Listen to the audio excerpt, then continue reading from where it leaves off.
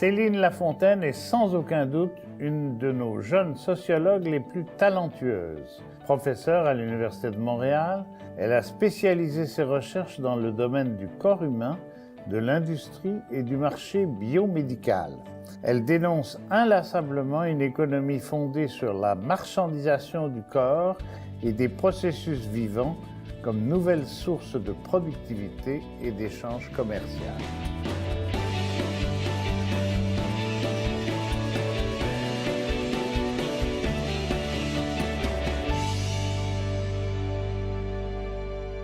Bonjour madame, bonjour monsieur et bienvenue sur le plateau de l'émission Dialogue.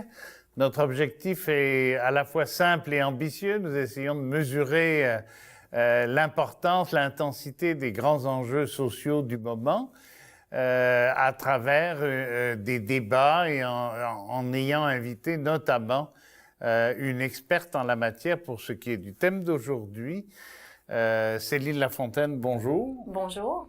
Et comme vous l'avez remarqué, nous avons ici Thérèse Miron, journaliste à Ovidec, qui va réagir, qui va nous suivre de très très près. On l'aperçoit à la caméra, puis on va la voir tout le long de nos échanges. Et j'ai hâte tout à l'heure d'avoir ses réactions au bon sens du mot. Céline Lafontaine, ça fait plaisir de vous recevoir. On se connaît depuis assez longtemps. Vous avez publié, on va le voir plus tard à l'écran, Le corps marché de Céline Lafontaine aux éditions du Seuil. Vous aimez ça publier à Paris, vous, hein? Je sais pas si j'aime ça, mais... c'est plus efficace. C'est parce que ma thèse de doctorat, je l'ai publiée à Paris, puis ensuite les autres ouvrages ont suivi. Alors, vous dénoncez dans ce livre-là la marchandisation de la vie humaine. Alors, qu'est-ce que ça veut dire, marchandisation de la vie humaine? On connaissait l'irrespect de la vie humaine, on connaissait... Bon, mais la marchandisation, c'est quoi? Bien, la marchandisation, bien, évidemment, ça date pas d'hier. Hein. La marchandisation de la vie humaine, c'est aussi vieux que l'histoire humaine, puisque les premières formes d'économie ou de marchandisation des corps qu'on connaît, évidemment, il y a l'économie des femmes, hein, l'échange des femmes, qui est une forme de marchandisation, une des formes les plus universelle de marchandisation du corps humain. L'autre forme qu'on connaît bien, c'est celle de l'esclavage, hein, donc les êtres humains échangés comme des marchandises. Ensuite, celle du travail ouvrier. C'est pas tellement le corps humain, mais la force de travail qui est échangée hein, comme une marchandise. Les employés, on le voit hein, de plus en plus, sont des marchandises. Le travail est une marchandise. Moi, ce qui m'intéressait, c'est les nouvelles formes de cette marchandisation du corps, mais là, du corps compris comme dans sa réalité matérielle. Hein, les organes, évidemment, mais aussi les cellules souches, les gènes. Et c'est vraiment tout le corps biologique qui m'intéresse. Et c'est cette nouvelle forme de marchandisation du corps biologique qui m'apparaît la plus significative de notre époque. C'est ça. Et une source, c'est essentiellement, le corps devient le prétexte ou le support d'une rentabilité dans l'échange commercial, finalement. Oui. Oui. À vrai dire, ce qui m'a intéressé, c'est la bioéconomie. Donc, c'est une économie du vivant qui concerne évidemment toutes les espèces vivantes, hein, que ce soit les animaux, que ce soit les végétaux et l'humain, tout est ramené à une marchandise. L'idée de bioéconomie, c'est l'idée que la plus-value, donc ce qui rapporte le profit, c'est la mise en productivité du vivant. L'image qu'on connaît le plus, c'est peut-être celle des OGM, des organismes génétiquement modifiés, mais évidemment, pour ce qui est de la biologie humaine, c'est la question des cellules souches, des embryons. C'est ça, parce que c'est pas la vente de médicaments que le corps ingère, c'est véritablement une des composantes du corps. Et vous dites bien d'ailleurs que nous donnions notre sang. Je fais exprès de dire ça à l'imparfait parce que le don s'arrête là. Très souvent, c'est pas qu'on nous détourne un flacon de plus, mais c'est à travers les prélèvements qu'on le fait maintenant, les examens de laboratoire. Il y a en arrière du décor que nous connaissons, il y a valeur d'échange qui se développe à travers les prélèvements qui sont, j'allais dire, prélevés, détournés par rapport à la valeur d'usage qui correspond à l'examen de laboratoire qui nous intéresse. Bien, c'est-à-dire que maintenant, surtout avec les nouvelles formes de recherche biomédicale, tous les produits du corps humain ont une valeur qui peut devenir thérapeutique, mais en tout cas une valeur pour la recherche. Et justement, c'est cette mise en valeur du corps humain par les développements, par le génie génétique, par la biologie cellulaire, par l'usage de produits du corps humain dans le domaine biomédical, fait en sorte que chaque partie du corps a une valeur et peut être l'objet d'une appropriation. Par contre, ce qui est paradoxal, c'est que l'économie du corps humain qu'on connaît, celle qui est socialement acceptée, c'est une économie du don. Ou justement la question du sang, qui était après la Deuxième Guerre mondiale au cœur de nos systèmes de santé, le don de sang pour la nation, qui rappelait le don de sang de sa vie après dans la guerre.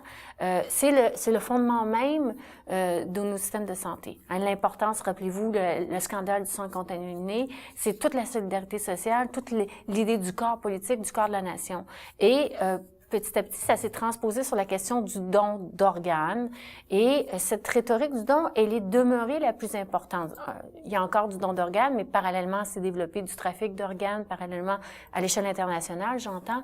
Et donc, mais on continue toujours sur cette même logique d'appropriation des cellules souches, du brevetage, de la recherche, où on est sorti justement d'une économie où c'est un corps à corps, 100 à 100 organes pour un autre être humain, à des logiques beaucoup plus complexes d'appropriation et d'utilisation, mais ce que j'essaie de montrer dans mon livre, on demeure dans l'idée d'une économie du don, alors que de plus en plus se met en place une logique d'appropriation, de bioéconomie, qui repose sur des principes du capitalisme, donc d'inégalité sociale.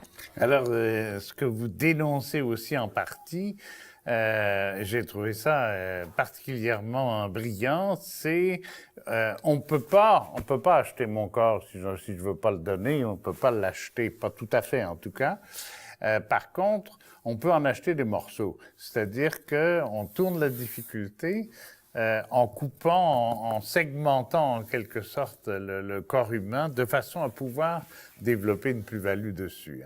Bien, ce qui est complexe, c'est que finalement le corps humain, en tout cas dans l'état du droit actuel, mais encore là, on peut pas le marchandiser, on peut pas, même les cellules, mais on peut les breveter.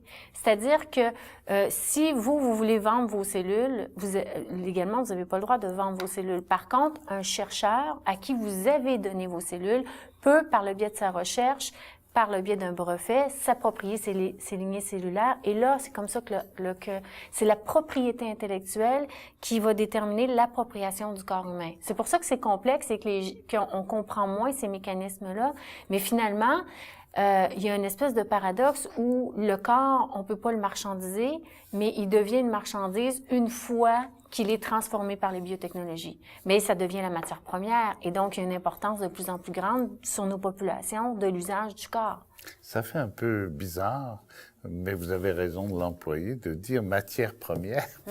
On pense à du charbon, de la terre, du ciment, mais on ne pense pas au corps humain comme matière première. Là, c'est vraiment l'expression reprend toute sa valeur, en quelque sorte, au niveau de l'économie capitaliste. Vous dites également mondialisation. Et alors, ce qu'on sait à travers les reportages qu'on a pu voir, c'est par exemple que on peut échanger, on peut aller à Cuba, ça coûte moins cher et c'est plus rapide. On peut échanger du gaz contre des médecins, mais aussi on peut aller aux Indes où on aura une opération pas chère et très très bien faite, ou en Égypte ou en Tunisie. Et vous parlez même de l'Inde comme une espèce de plaque tournante de ce commerce-là. Mais c'est-à-dire qu'il y a vraiment des couches de ce corps marché, parce que une des thèses que j'essaie de montrer dans mon livre, c'est que vous savez, si vous regardez les informations à tous les jours, là, c'est quoi la préoccupation principale de notre société? C'est la santé qui est devenue l'espèce de valeur fondamentale, mais aussi l'enjeu du capital, l'enjeu économique majeur. Donc, cette santé dans un univers globalisé et la recherche scientifique en matière de santé, où la définition de la santé c'est de plus en plus élargie, ça pose des questions. Donc, il y a des couches. Il y a vraiment l'exploitation première, par exemple, des lignées de cellules, des cellules souches, mais par exemple, l'Inde, qui est vraiment développée au niveau des biotechnologies, du fait de l'industrie de la procréation assistée, parce qu'un des grands enjeux, ça a été l'industrie de la procréation assistée, où on a produit en masse des ovules et des embryons de façon surnuméraire. Ce qu'on a appelé les embryons surnuméraires, ce sont les embryons qu'on a produits en surplus dans une logique de productivité médicale pour la fécondation in vitro. Évidemment, en Inde, on a une grande industrie de la procréation assistée du fait du statut social aussi des femmes, de l'importance de la fécondité dans ces sociétés-là. Et le statut des ovules et des embryons n'est pas le même. Hein? Et on est dans d'autres contextes où, par exemple, les femmes ne peuvent pas se permettre ce traitement. Donc, en échange, on va échanger des ovules. Et ces ovules-là, ben, ils sont disponibles pour la recherche. Et on voit se développer la recherche en médecine régénératrice sur les cellules souches embryonnaires beaucoup en Inde. Et là, on va voir apparaître un phénomène de tourisme médical où les riches des pays occidentaux porté par la promesse, parce qu'il faut comprendre que c'est le summum du capitalisme dans la mesure où on touche aux enjeux de vie, de mort, de santé, de la promesse. Et donc, on va voir souvent des gens partir. Ça commence à être répertorié. Il y a de la littérature importante là-dessus, qui vont finalement devenir des cobayes au service de ces chercheurs en Inde, en Chine, qui proposent évidemment des traitements qui ne sont pas encore permis, que ne seront peut-être jamais dans nos sociétés. Donc là, il y a un phénomène à la fois d'exploitation des corps comme matière première, mais aussi du corps comme logique d'expérimentation, où les gens se transforment eux-mêmes en cobayes. C'est ça. Alors, matière première, on va reprendre ce terme qui vraiment est difficile à porter quand même quand on y réfléchit, mais la matière première, elle n'est pas innocente, elle est féminine surtout. Exactement. Et c'est ça, en tout cas, un des enjeux que j'ai voulu faire ressortir dans mon livre, c'est que c'est l'inégalité des corps. Hein? C'est-à-dire que le corps marché, c'est qu'évidemment, il va y avoir des gens qui vont éventuellement profiter de ces enjeux-là, mais ultimement, je pense que tout le monde est perdant parce que si on est dans la quête d'immortalité, je crois que tout le monde va être perdant à la fin. Mais c'est effectivement, c'est que avec l'industrie de la fécondation in vitro et la possibilité d'avoir eu en masse des ovules et des embryons sur lesquels on a fait des recherches, vous savez, on a trouvé ces fameuses en 98, ces fameuses cellules souches embryonnaires. C'est pas une grande découverte du point de vue de la biologie, hein. C'est comme évident que l'embryon, dans ses premiers moments, va se transformer à la totalité de l'être humain.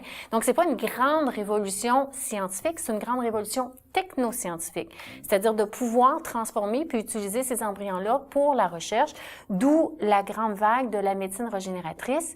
Mais étant donné dans nos pays les difficultés éthiques, les questions que soulève l'utilisation des cellules souches embryonnaires, on a trouvé, et là on est parti à la course des cellules souches, et on a trouvé évidemment beaucoup des cellules souches dans le centre cordon ombilical. Je vais y revenir parce que ça c'est très important. Le fameux cordon. Le cordon qui est très important pour la leucémie, où on l'utilise.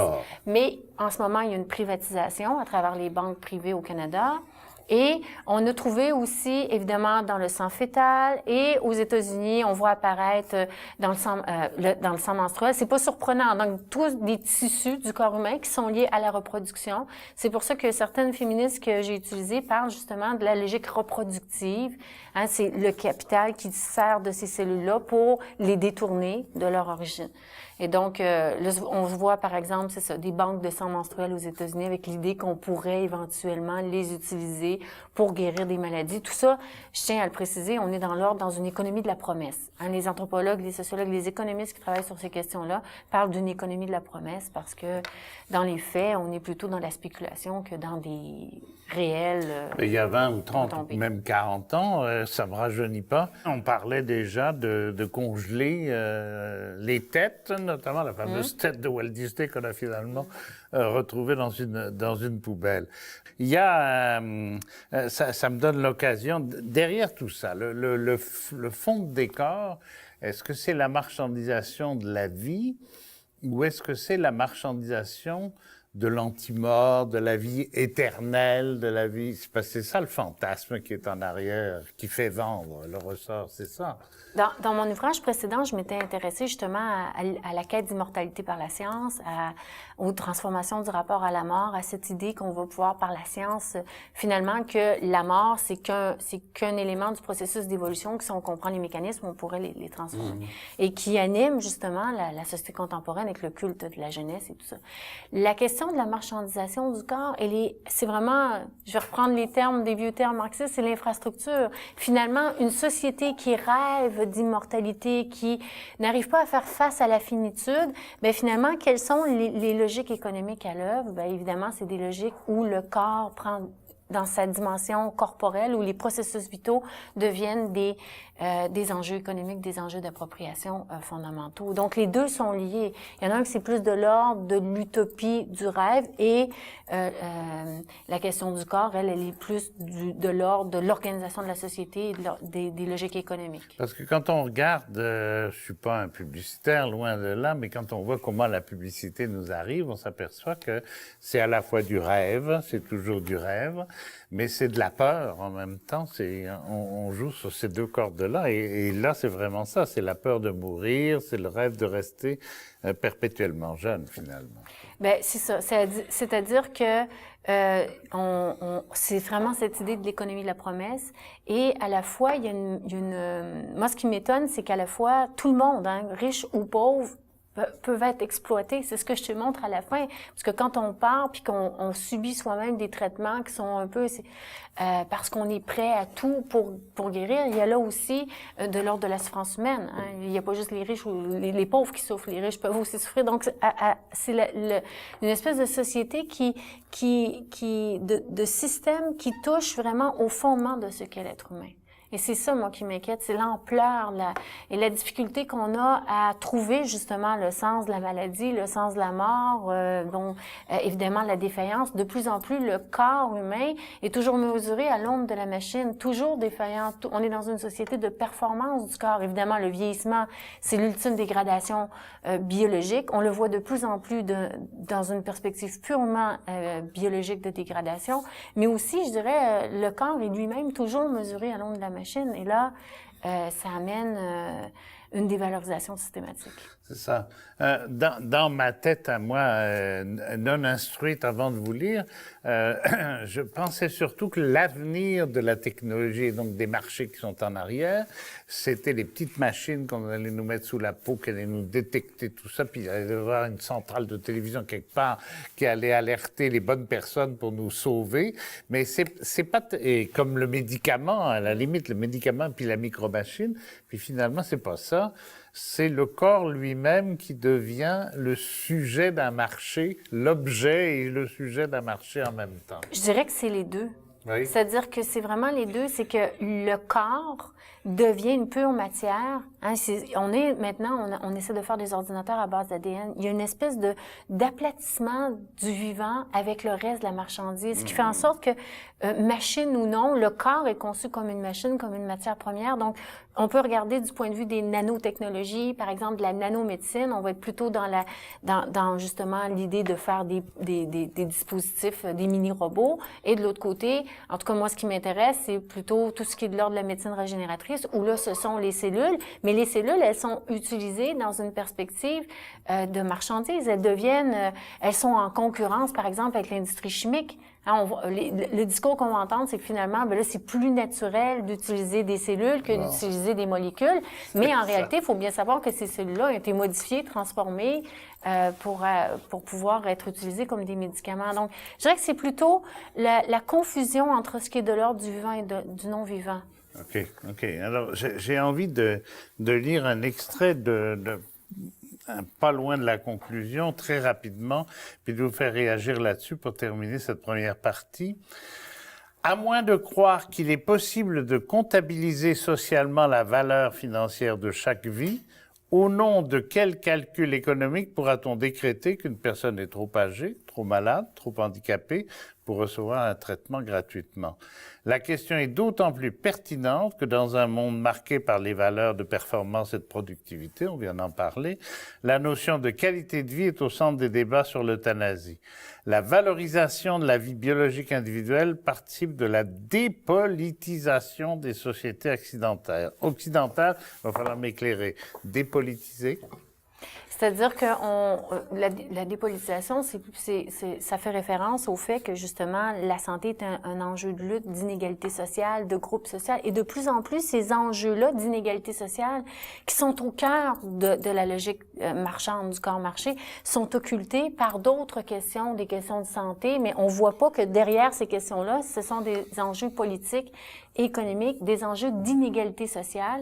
Et en même temps, dans cette vision extrêmement illimitée de la santé, où le vieillissement devient lui-même une maladie, ça pose la question au nom de quoi? Ben finalement, la seule raison, ça va être ceux qui vont avoir de l'argent. Hein, donc, au nom de quoi, si on n'a pas une réflexion sur la finitude, sur ce qu'est la qualité de vie, et non pas une qualité de vie qui est ultimement performance, mais c'est toute la logique du rapport aux soins, du rapport à la santé qu'il faut repenser, parce que ultimement, ça va être au nom de ceux qui ont de l'argent pour se payer ces médicaments-là et, pour un moment, vivre cette promesse qui est évidemment vouée à l'échec. Ben, je suppose que vous avez donné le goût à ceux et celles qui nous écoutent d'acheter le livre ou de le lire, de le demander en bibliothèque. Première partie donc de l'émission Dialogue, et si vous voulez bien, on va aller chercher, j'ai hâte d'ailleurs, les réactions, mais les réactions au sens du réacteur aérien, les compléments, si j'ose dire, qui vont nous permettre de pousser la réflexion davantage auprès de Thérèse Miron.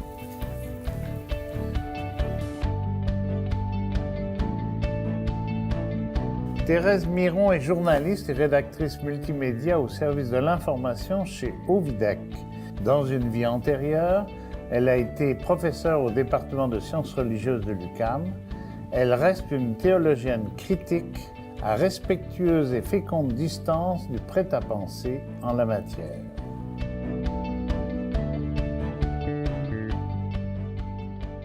Thérèse Miron, bonjour. Nous avons écouté Céline Lafontaine tous les deux avec passion, intérêt, oui, mais peut-être avec un peu d'inquiétude aussi, hein? Oui, bien sûr qu'il y a une inquiétude. Moi, je trouve que, en regard de ce que Madame a évoqué, puis en regard de ce que j'expérimente aussi, je vois autour de moi et ailleurs, je trouve que le corps est devenu une dictature. Bon, et ça commence très tôt. Il faut être comme ceci, il faut être comme cela. Quand on pense que des petites filles, des petits garçons n'aiment pas leur corps parce qu'il n'est pas selon ce qui est demandé. Bon, alors moi je trouve, et sans compter l'adolescence et plus tard, et bon, et moi je trouve que si on a un corps, ça dépend de ce qu'il y a derrière, pour vivre, bien sûr, mais pour être en relation, pour apprécier l'existence ou en profiter d'une certaine manière. Quand le corps devient une dictature, on n'est pas bien dedans. Parce que on sent toujours que le dictat vient de l'extérieur de soi. On n'est pas correct, quoi. On n'est pas correct avec une norme, une mode, oui. Avec, plein d'affaires. C'est un peu l'histoire des pieds pour les petites Chinoises autrefois. Oh, c'est terrible. Jusqu'à la mutilation. Oui, bien sûr. Hein, et il faut dire qu'il y a certains corps, pour arriver à répondre à ces critères, sont mutilés. Parce que il faut être comme ceci, comme cela, et ça défigure finalement, ça enlève toute la présence de l'être qui est à l'intérieur. Je dis être, en fait. De la personne. Qui est à l'intérieur. Okay. Et dans ce que Madame a bien dit, moi je trouve ça abominable que le corps devienne une marchandise. Ça enlève complètement la perspective, comme je disais précédemment, d'avoir un corps pour être bien en ce monde. Bien sûr, quand le corps devient malade, c'est la catastrophe dans un contexte de dictature. Ah, ben non, faut pas que je sois malade, puis je vais mourir, puis qu'est-ce qui va arriver? Alors, je comprends que dans une économie d'un espoir absolu, on veuille aller chercher des ressources pour nous sauver la vie. Bon, ça, je peux comprendre. Je comprends aussi que la science évolue, comme toute chose, et qu'elle a, elle aussi, ses tendances, et elle a aussi son, est-ce que je devrais dire, je le dis, son goût de l'argent, ouais. Son goût du pouvoir, son goût de s'approprier quelque chose. Contrôler quelque chose. Contrôler, bien sûr. Ça. Mais en bout de piste, c'est nous qui sommes contrôlés. Et je trouve que nous sommes passif en regard de ça. Les gens qui vont lire l'ouvrage ou les ouvrages de Madame pourront être davantage conscientisés. Mais en termes généraux, on se fait, j'allais dire, balloter d'un côté et de l'autre. OK, puis on est comme à la merci de quelque chose sur laquelle chose on sent peut-être qu'on n'a pas le contrôle. J'ai envie de vous poser une question de type un peu anthropologique. Allez-y. Avant, le corps n'était pas très important. Il fallait préparer son âme, il fallait bien la nettoyer. Puis, si elle était bien blanche, elle était blanche, avez-vous remarqué? La couleur était significative, blanche et propre. Alors là, on avait la vie éternelle. Mais malheureusement, c'est plus très médiatique, comme on dit. Pas du tout. Et donc, peut-être d'où ce culte du corps. Oui, mais justement, c'est peut-être parce qu'on a perdu. Moi, je parle pas là je prône pas une tradition religieuse particulière. Non. Okay. Mais c'est peut-être qu'avec la publicité, avec tout ce qui a été dit, on a perdu notre sens profond de ce qu'est être humain, le sens intérieur de la vie. Et à ce moment-là, on se répercute sur le visible. Je peux toucher au corps, je peux le ressentir, je peux l'apprécier, parce qu'on s'apprécie beaucoup devant les multiples miroirs autour de nous. Et on se dit, de toute façon, quand je serai pas bien ou qu'il y aura une rature, j'irai vers ce qu'il faut. Le garage, finalement. Oui, le garage. Mais, c'est mécanique. Comme il a été dit, ça enfonce encore davantage l'injustice entre ceux qui ont les moyens. Vous avez été question de voyage, pour aller ailleurs, ça va plus vite, puis bon. Et ceux qui n'ont pas ces moyens-là. Et souvent, les plus pauvres sont ceux qui sont les plus, entre guillemets, méprisés dans ce rapport au corps. Et je trouve ça dommage. Qu'est-ce que l'avenir nous réserve en regard de cette nouvelle façon de voir le corps? Bon, parce qu'il y a quand même une évolution. Il y a eu un temps où on mourait de la tuberculose. On comprend qu'il y a quand même des choses qui sont importantes et bénéfiques. Maintenant, le mot santé, est-ce que ce n'est que le corps? À part ça, il y a des femmes. Bien les sûr. hommes, là, il faut, Oui. L'homme de 50 ans qui vieillit est brillant et charmant. Je caricature, évidemment. Mais est-ce que vous avez 50 ans? La femme, il y a longtemps que je les ai eus. Mais la femme, il faut qu'elle aille se farder, se maquiller, se transformer pour plaire, séduire, etc. Mais il y a de plus en plus d'hommes qui vont de ce côté-là pour être eux aussi conformes, attrayants. Moi, je trouve que ça, en quelque part, le risque, c'est de nous dépersonnaliser. On perd notre identité pour être conforme à quelque chose à la limite, de mécanique et, je pourrais dire aussi d'outrancier. Je trouve ça outrancier que on entre dans la chair humaine, dans le corps humain, pour s'en faire une propriété lucrative. Et je trouve que je suis pas certaine que c'est une invitation à un mieux-être. OK. Autrement dit, Céline Lafontaine parle beaucoup du capitalisme, du stade ultime de la marchandisation, etc. Mais vous êtes en train de dire c'est l'industrialisation du corps, finalement, la mécanisation du corps, la normalisation du corps qui est en train Mais justement, de créer quand on dit normalisation, qui dit ça? Je veux dire, de quelle normalité parle-t-on? Est-ce que c'est d'être conforme, comme je disais précédemment, à un diktat extérieur qui nous impose de répondre à cela sous peine d'être mis en exergue? Ou bien c'est une normalisation, en tout cas, moi, pour le moment, je la trouve, si c'est ça, être normal, je trouve ça très difficile. Okay. Et je souhaite que dans l'au-delà, il n'y ait pas de chair. La liberté de quelque chose, enfin, qu'on nous soulage. Bon, c'est une façon d'exprimer un malaise, parce que je trouve qu'il y a un malaise dans tout ça. Et je reviens, quand je vois des très jeunes qui sont complexés, je veux dire, c'est très triste de leur corps, parce que ce corps-là n'est pas conforme à un petit gabarit proposé d'avance. Je trouve ça absolument déplorable. Et bien sûr, tout ça pour dire que je ne dis pas que la médecine ou la science ne doit pas poursuivre ses recherches, mais il en a été question, il faudrait peut-être avoir le courage de se poser certaines questions éthiques par rapport à ça. Par exemple? L'éthique, on parlait de l'euthanasie oui, tantôt. l'euthanasie. Et jusqu'où peut-on aller?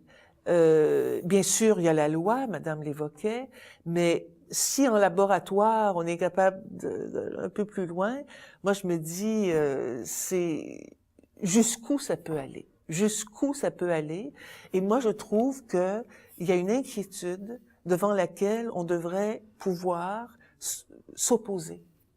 Pas tant l'inquiétude, c'est d'abord la comprendre, pourquoi on est inquiet, mais s'opposer à certaines choses qui nous semblent, j'allais dire au-delà du réel, c'est une façon de parler, mais qui semblent risquées pour l'avenir de l'homme et de la femme. Donc, c'est la définition de l'humain, finalement. Oui. Hein? Alors, comme l'humain est plus capable de trouver sa réponse, c'est une fuite en avant, vers toujours plus beau, toujours plus normé. Est-ce que, aussi, par rapport je pensais à ça en écoutant Céline Lafontaine tantôt, on est dans une société de plus en plus métissée. Le Québec en est un exemple particulièrement significatif. Est-ce que on risque pas aussi de magnifier l'uniformité dans un certain sens au bout d'un moment?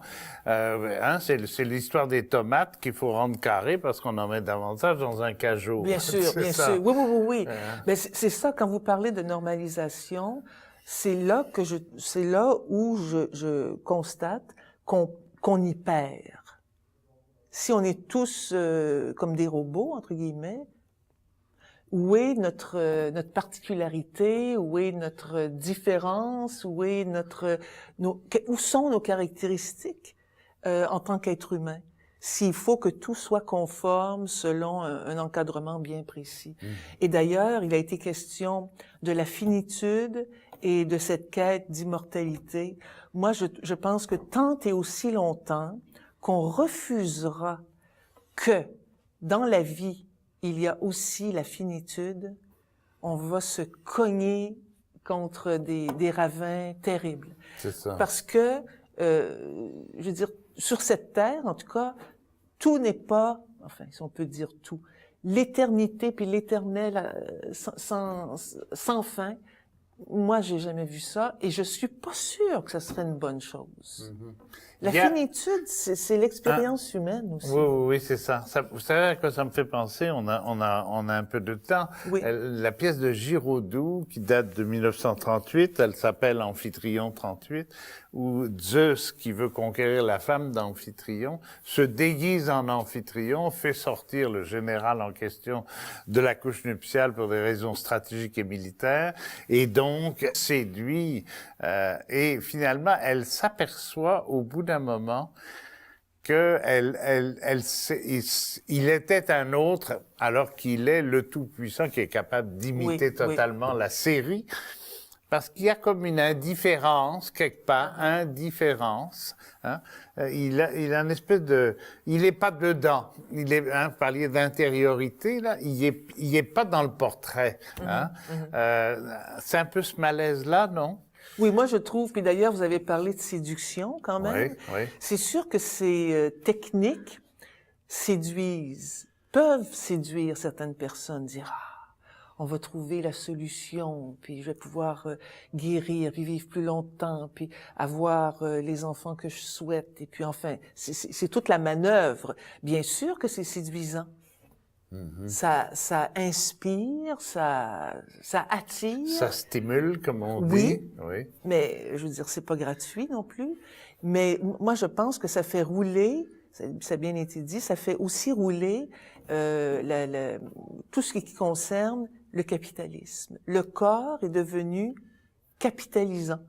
Oui, il fait partie de... Oui, il est sur l'étagère, il est à l'étalage. Sans compter tous les produits. Il y a le corps lui-même, la chair, bon, le sang, les cellules, mais il y a aussi tous les produits qui sont en marché pour que le corps soit, dit-on, moins ridé, plus en forme, telle vitamine va faire telle chose. Bon, quand certains disent ça sert à rien de se bourrer de vitamines, mangez bien et faites un peu d'exercice. Voyez-vous, là, moi je trouve que des fois on est abusé dans tout ça et faut faire attention à la séduction que ça génère et que ça crée. D'ailleurs, ça s'appelle produit de beauté, hein? Oui, bien sûr. Ça s'appelle pas produit de confort ou de je sais pas quoi. Oui, Ça absolument, produit de beauté. Oui. Autrement dit, on est en train, est-ce qu'on est en train, voilà, faut le mettre en questionnement, est-ce qu'on est en train de construire des béquilles, d'imaginer plein de béquilles pour nous amener à une valeur marchande suprême au détriment de ce qu'on pourrait appeler la différence, mais aussi, j'allais dire, la valeur d'usage au sens clair du mot, qui veut dire la valeur de la vie de tous les jours. Mais je trouve ça, ça me fait penser, c'est pas tout à fait la même chose, mais c'est un vieux film, ça s'appelait Le Soleil vert. Oui. Bon, pour les gens qui ont vu ça. Et les gens, bon, quand ils avaient cessé de vivre ou d'aimer la vie, bon, ben ils allaient dans une espèce d'industrie. Et puis...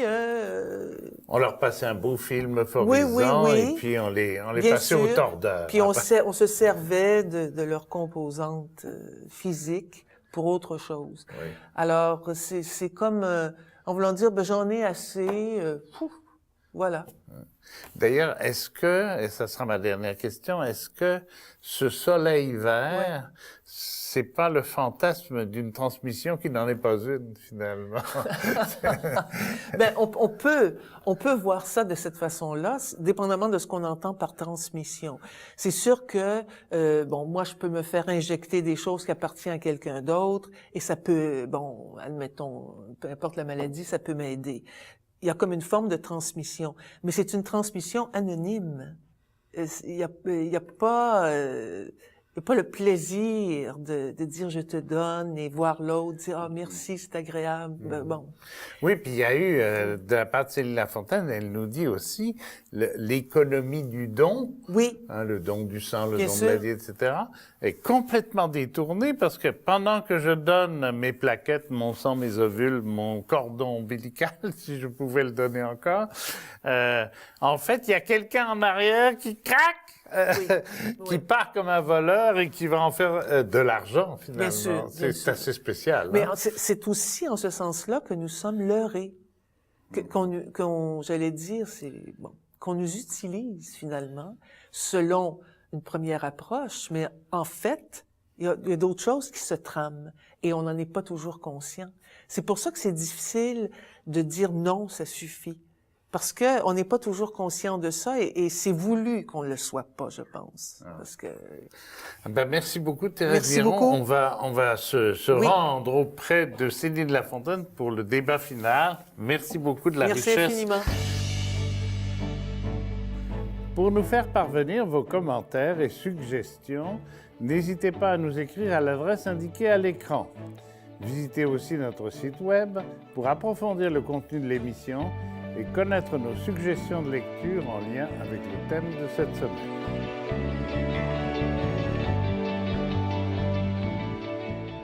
Alors Céline Lafontaine, je suppose que vous avez écouté avec beaucoup d'intérêt les propos de Thérèse Biron, et en particulier, moi qui voulais, je vais vous faire une provocation au départ, moi qui voulais me transformer en peau de soleil vert, c'est vu mon grand âge un jour. Je comprends. Ben, je trouvais que, ben, évidemment, le film Soleil vert, c'était toute la métaphore du recyclage du corps humain. Puis, effectivement, la logique dans laquelle s'inscrit la marchandisation du corps, de la bioéconomie, c'est vraiment dans cette optique que, finalement, nous allons poursuivre la croissance. Je reviendrai, la question, évidemment, c'est qu'une fois qu'on voit l'effritement, quoique en ce moment, il y a un problème au niveau du pétrole, mais de certaines ressources, comment la vie en elle-même même va devenir une ressource. Et il y a cette idée de recyclage des corps dans une logique de bioéconomie, parce que le bio ici, c'est un détournement de l'idée d'une économie qui serait plus proche des processus biologiques, qui est liée à une théorie de la décroissance qui a été détournée. Donc, on a vu apparaître la bioéconomie au tournant des années 80, avec évidemment cette idée de pouvoir poursuivre la croissance malgré la perte, ou en tout cas l'alarme économique qu'avait sonné notamment le Club de Rome en 71. Et ce qui est intéressant, c'est que ça correspond, cette période de la fin des années 70 au début des années 80, à vraiment l'investissement massif dans les biotechnologies, dans les technologies de l'information, et dans l'agriculture industrielle. Et tout ça, c'est l'infrastructure, la base à partir duquel s'est développé le biomarché. J'aimerais qu'on consacre les quelques minutes qui nous restent, pas seulement pour mettre du baume sur les blessures de ceux qui nous écoutent et qui risquaient de déprimer, mais sur les alternatives. Et en particulier, on sent comme une espèce de 1984 exagéré ou exacerbé qui s'en vient. Est-ce que, première question comme ça, sans en faire un roman, est-ce que l'État a quelque chose à voir là-dedans? Est-ce que l'État a à mettre de la police? Est-ce qu'il y a des lois nouvelles qui devraient venir?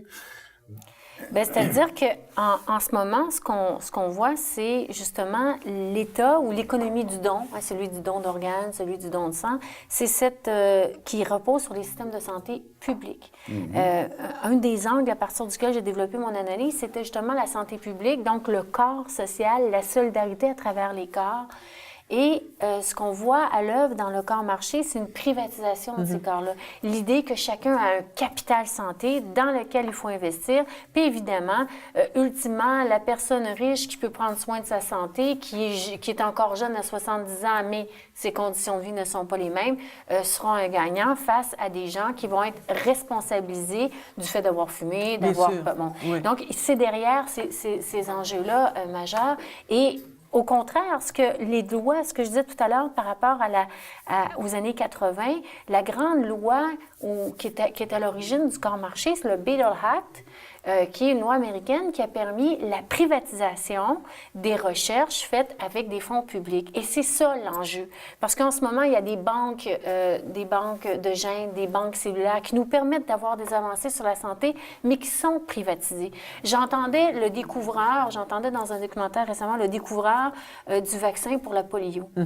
Et on lui avait posé la question, est-ce que vous avez un brevet? Puis il avait dit, mais non, on ne brevette pas le soleil, on ne brevette pas le vaccin. On était dans les années 50, pourtant dans la biomédecine, pourtant dans une des découvertes scientifiques qui a le plus amélioré la condition de santé, et il n'y avait pas l'idée même de pouvoir breveter, alors que maintenant, c'est la norme. Toute recherche en santé subventionnée par nos propres États sont transformées en capital, sont transformées par le biais, justement, de la logique de brevetage. C'est ça l'enjeu. Les gens vont donner à des banques génétiques. On a des grandes banques génétiques qui sont à l'origine de la nouvelle médecine, hein, des médecines qui vont essayer de tenir compte des patrimoines génétiques différenciés pour faire des médicaments avec moins d'effets secondaires. Le problème, c'est que ces données qui sont à même nos corps génétiques, elles sont privatisées et que des compagnies privées, autant que des chercheurs, peuvent utiliser ces données, breveter les résultats et les vendre. Dans le fond, vous avez dit, c'est le système de la recherche qui est indissociable et de plus en plus indissociable dans les politiques actuelles du capitalisme. C'est pas la science en tant que telle. Et évidemment, ça pousse à certains types de recherche. Et moi, je suis... qu'est-ce qu'on peut faire? Moi, je me dis toujours, on ne peut pas changer ce dont on n'a pas conscience. Si on ne sait pas tout ça, bon. Mais à partir du moment où la société est éduquée à ce ce que vous venez de dire, par un discours vulgarisé, bien sûr, pour qu'on comprenne. Vive l'émission Dialogue. Oui. Qu'est-ce que les gens peuvent faire? Quelle serait une attitude, entre guillemets, saine par rapport à ça? Je pense que l'attitude la plus saine, ou en tout cas celle, évidemment, changer les lois, ce que je vous explique, c'est le BDOLAC, c'est le fondement du capital, c'est pas demain qu'on va le changer, on fera pas la révolution, bon. C'est vraiment le rapport à la santé. Et justement à la faiblesse humaine, qui est le cœur. Et moi, je dis souvent à mes étudiants, pensez pas qu'on va être capable de régler les changements climatiques, les problèmes environnementaux. On ne peut pas penser la finitude du monde naturel si on ne peut pas penser la finitude humaine. Et donc, c'est toute l'attitude qu'on a face à la maladie. Vous savez, en cancérologie, par exemple, on est dans la souffrance humaine, on est dans la souffrance humaine, mais c'est tellement valorisé l'idée de se battre jusqu'au bout, d'utiliser tous les traitements possibles, d'essayer. On va on va en soins palliatifs à la dernière minute. Donc, il y a une valorisation de la souffrance dans l'expérience, dans cette idée de se battre jusqu'au bout. Et c'est tout ce rapport aux soins qui est à questionner. C'est tout ce rapport aux soins, où on arrête, quand on arrête. Est-ce qu'on est obligé de tester tout sur soi? Et donc, évidemment, c'est des questions profondes parce que derrière ça, c'est le cœur de la performance, c'est l'idée qu'on a de l'être humain. Mais je trouve que, justement, ce qui est de l'ordre du soin, de prendre soin, et ce qui est de l'ordre de la thérapeutique, maintenant, c'est devenu problématique parce que, finalement, on fait subir des traitements qui sont extrêmement souffrants jusqu'au bout. Quand s'arrêter? Parce qu'à un moment donné, on sait que le prochain traitement, il ne sera pas nécessairement plus efficace, mais il y a une espèce de... Et ça, c'est généralisé dans la société. Vous avez parlé tout à l'heure de prendre soin. Il y a tout un mouvement, je ne sais pas où c'est né, je pense que c'est en Angleterre, Care, Share, Dare. Puis Martine Aubry a repris ça en France. Prendre soin, c'est-à-dire la sollicitude, pas la technique thérapeutique. Autrement dit, il y a déjà une réaction citoyenne là qui est en germe peut-être, non? Bien, c'est sûr qu'il y a le début d'une amorce de réflexion. Je dirais que les tendances, malheureusement, qu'on voit actuellement, une technicisation plus grande des soins de santé. Moi, je me pose toujours des questions quand on est en train, par exemple, de mettre des robots pour soigner les personnes âgées plutôt que soit des animaux, soit des humains. Donc, il y a toute la question du lien. Mais c'est vrai qu'il y a une réflexion qui émerge de ce côté-là. Je pense que cette réflexion sur le soin, le corps, mais surtout la limite du corps, sur l'état de dépendance, puisqu'on est dans une société qui valorise l'autonomie, mais c'est une autonomie qui est désanthropologisée, puisqu'on vient au monde dans la dépendance et on meurt dans la dépendance, la condition humaine, et qu'on est de plus en plus dépendant des processus technologiques, techniques, et la médecine est calquée sur ces enjeux-là. Autrement dit, l'autonomie, c'est la meilleure gestion possible en termes de développement de nos dépendances et non pas la suppression des dépendances. Dans la fin de votre livre, vous dites, il faut, et puis j'ai pris ça très au sérieux, mot par mot, et je nous invite à en faire autant, repenser nos valeurs. Repenser nos valeurs. Par où on commence? Bien, c'est un peu ce que je disais, repenser les valeurs, c'est d'abord la définition de la santé, la définition du lien social et les rapports au corps. Parce que penser le corps comme un peu... Bien, évidemment, on est dans une vision très utilitariste du corps. On l'utilise comme matière première. En même temps, on l'utilise comme faire-valoir parce que de plus en plus, on va transformer notre corps pour répondre à des normes, mais aussi pour se différencier. Le corps est de plus en plus le lieu d'enjeux identitaires, de tatouages, où à travers le corps, on essaie d'exprimer quelque chose, mais qui est toujours de l'ordre d'une logique de performance. Et donc, les valeurs, c'est celle-là. Et les valeurs aussi, c'est la place qu'occupe la science, parce que moi, ce que je considère, par exemple, dans la biomédecine actuelle, c'est que la science, bien, la médecine a toujours été une science appliquée, mais elle est de plus en plus tributaire des potentialités techniques. Et donc, on prend de plus en plus la technique, la transformation possible du corps, et là, c'est les valeurs même de la limite. Comme je disais, le problème, c'est que notre modèle du corps humain, et en médecine, c'est un modèle de la machine. Et donc, on est toujours défaillant face à une machine. Donc, c'est ces valeurs-là. Et surtout, la question de la solidarité sociale. Ce que je me rends compte dans le corps marché, mais ce qu'on voit, et ce que plusieurs sociologues, malheureusement, constatent, c'est qu'on est de plus en plus insensible aux inégalités sociales.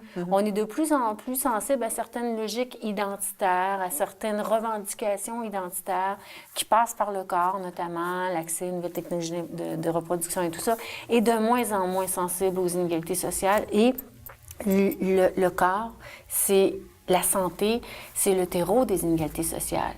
Encore aujourd'hui, dans nos sociétés, les riches ne meurent pas des mêmes maladies que les pauvres, les enfants. Et donc, on va être aussi beaucoup plus sensible face à la maladie qui est le tragique de l'existence, mais à quelque part qui nous dit quelque chose de la condition humaine, malgré toute la souffrance, que face à des enfants, des inégalités sociales qui pourraient être politiquement, collectivement enrayées. Oui. Et ça, c'est problématique. Moi, je suis sociologue. Ça me pose un problème qu'on donne des milliards pour telle maladie, bien que je comprenne pourquoi les gens le font et qu'on soit complètement indifférent à nos enfants dans nos écoles qui manquent de tout, qui manquent de ressources. C'est une incohérence. J'ai envie de rebondir par rapport à ça, parce que vous venez de parler d'école. On dit souvent qu'il ne faut pas confier la politique aux politiciens, sinon ça dérape automatiquement. Puis on applique cette formule-là à beaucoup d'autres professions. J'ai l'impression qu'on confie un peu trop, d'abord aux hommes d'affaires peut-être, et au corps médical constitué et autopromoteur de lui-même. La question de la santé, de la vie, de la finitude.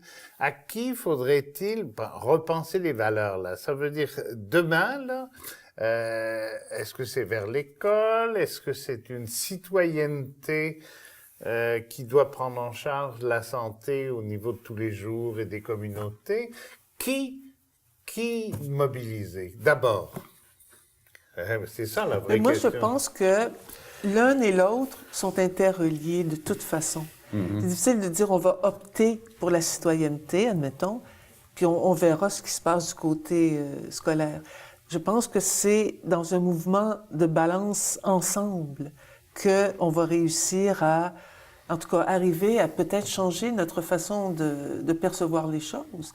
Et je me permets, j'ai beaucoup apprécié quand Madame disait que même l'expérience de fin de vie est une performance. Mais vous rendez-vous compte ce que ça signifie? Moi, je connais des gens qui ont, en toute connaissance de cause, refusé certains traitements, sachant que la mort arrivait. Bon, bien sûr. Et d'autres personnes disent, mais comment ça se fait? Il y a une possibilité, puis tu refuses, etc. On dirait qu'on n'est pas capable de se mettre dans l'esprit qu'à un moment donné, on puisse laisser aller, au lieu de suivre des traitements, comme vous dites, qui sont très durs, et etc.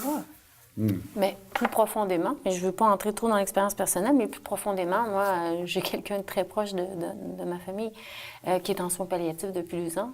2 ans?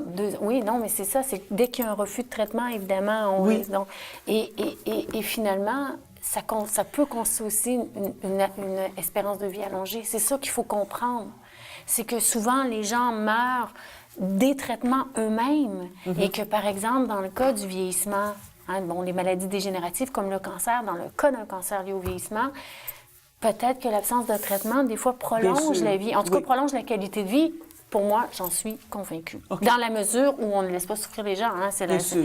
Et donc, on envoie les gens très tardivement en soins palliatifs. Alors que, pour toutes sortes de raisons, parce que c'est l'idée d'une défaite, mais en même temps, ça pourrait être... parce que dans le soin palliatif, qu'est-ce qu'on fait? Essentiellement, on soigne la douleur, puis on fait de l'accompagnement. Au lieu de soigner la maladie ou son issue positive. Merci beaucoup. Merci. On pourrait continuer comme ça longtemps. On va faire une série bientôt. Je termine simplement en vous indiquant quelques livres. D'abord, évidemment, à tout seigneur, tout honneur, si je peux parler de seigneur, Le corps marché de Céline Lafontaine aux éditions du Seuil. Je ne touche aucun droit d'auteur et elle, la moitié des impôts va lui en bouffer. Donc c'est pas une question de valeur d'échange, comme on dit. Mais avant, elle avait écrit un livre qui était vraiment dans l'autre, dans le sillage du précédent, La société post-mortelle. J'espère que vous, au Seuil aussi, et j'espère que vous pourrez nous faire bénéficier bientôt de votre talent d'écrivaine. On n'en a pas parlé beaucoup.